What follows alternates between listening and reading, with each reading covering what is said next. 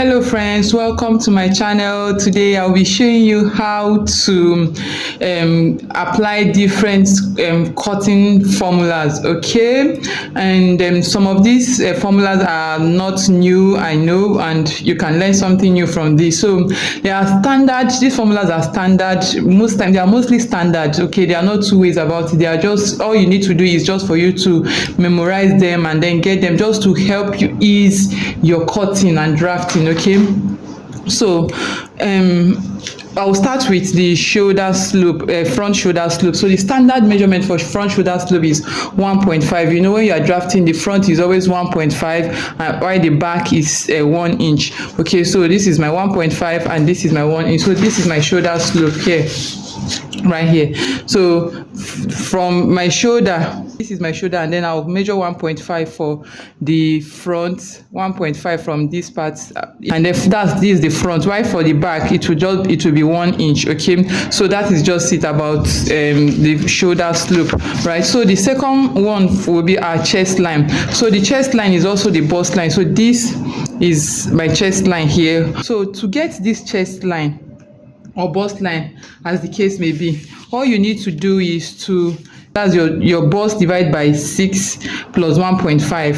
So now what is your bust? Now for this measurement, my bust is 36.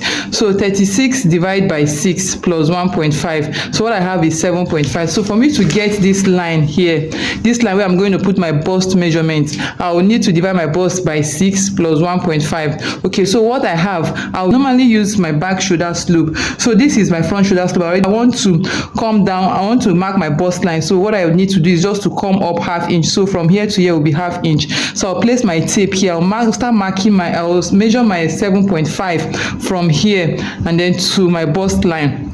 That way I'll get my bust line, okay? So now my 7.5 won't be from here. This is my front shoulder slope. It will be from back. But because we usually start drafting with from the front, all you need to do is just to come up your shoulder slope, front shoulder slope ½ inch, and then place your tape, and then you mark your 7.5. Once you mark your 7.5 here, you just place you come back, you place your tape back here. From here to here, what you have, once I place my tape, what I'll have 8.5. So I'll come back here and then I'll measure 8.5 from my shoulder line to this bust line here. So I'll draw a straight line. So this automatically becomes my bust line, right? So the next thing will be our bust point. So to get your bust point, it's advisable you measure, okay? But for those that are not able to get the accurate measurement, or maybe your client is not putting on bra at that particular time, what you need to do is just to come down from your bust line 1.5 for a bust that is below 30. That's from 30 to 30, from 30 to 36. You just come down 1.5, okay? But for bust that is above 38, 38, 40 and above, all you need to do from your bust line, you come down 2 inches. It works very well, right? So the next thing will be bust span, okay? So the bust span is also nipple to nipple, right? Nipple. Okay, so what you need to do here is just to place your tape rule, okay, on your back shoulder slope. So place your tape rule on your back shoulder slope and you divide it by 2. So my back shoulder slope is 7.5. So I'll divide it by 2. So what I have is what will be my bust point, my bust palm. And we all know that bust palm is what we use to get our dart leg. So you place it on your bust point and then mark your dart leg and then place it on your waistline also. So bust palm is what you use to get your dart leg. So that is what I used. Okay, so divide your back shoulder slope by 2 and that is what you use. It works a lot of times, okay? But if you're not okay, so the next will be our neck width. Just go ahead and measure. Neck width is this from your center back, from your center, your nape at this, from your center front to your shoulder point here, okay? So that will be your neck width. So the neck width, now this is my neck.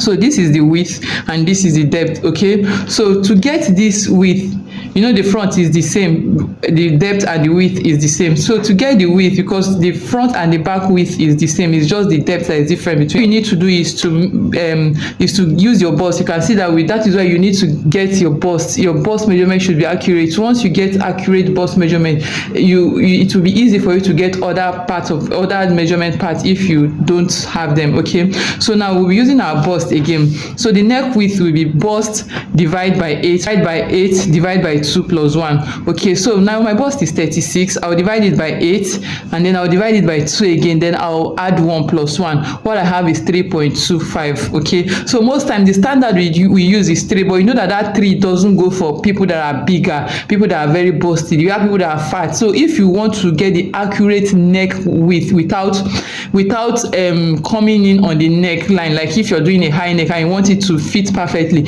so this is the formula you should use. Okay, don't use the 3 inches is the easy way out, but this is just the perfect one. This is what I use most times, okay, even for clients, and it works very well. So just divide your bust by 8, then what you have, you divide it by 2, then you add 1 inch, you get your bust, your neck width. So what you have for the front, if my neck width is 3.2 for the 3.25, so this will be 3.25 and then this will be 3.25, and then I'll use my French curve, I'll connect. Why for the back, this will be 3.25, from here to here will be 3.25, while the depth will be 1 inch, so I'll connect. You remember the back is usually 1 inch, okay, while the front depth is the same thing as the width. All right, now the next will be our cap height. Okay, so this is the cap height for a sleeve. When you are drafting a sleeve, okay, where the curve that is going to end is your cap height.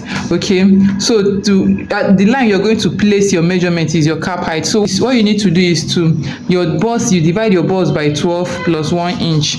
Okay, so now to get this line, now, not the measurement here, start line, you have your start line. To get this part, divide your bust by 12, then what you have, you add 1 and then you place your answer. So what I have here is 36 divided by 12, then plus 1 will give me 4 inches. So from here to here I'll mark 4, from here to here I'll measure 4. Okay, so that is how I get this straight line. So it is on this straight line I'm going to impute my measurement. Remember, the measurement you are putting on your cap height line is the measurement you got on your bust line. Okay, I hope you know that. If you've been following my tutorial, you will discover that is just the way it is. So if my bust line here, how I got my bust line, you already know it. If my bust line here is 7.5, okay, which is actually 7.5, you know the bust line is bust divided by 6 plus 1.5. That's how you get your bust line. So the 7.5 that I mark here, from here to here 7.5, that's what I'm going to measure here for my sleeve. Okay, don't put your bust measurement here. This is not your chest line.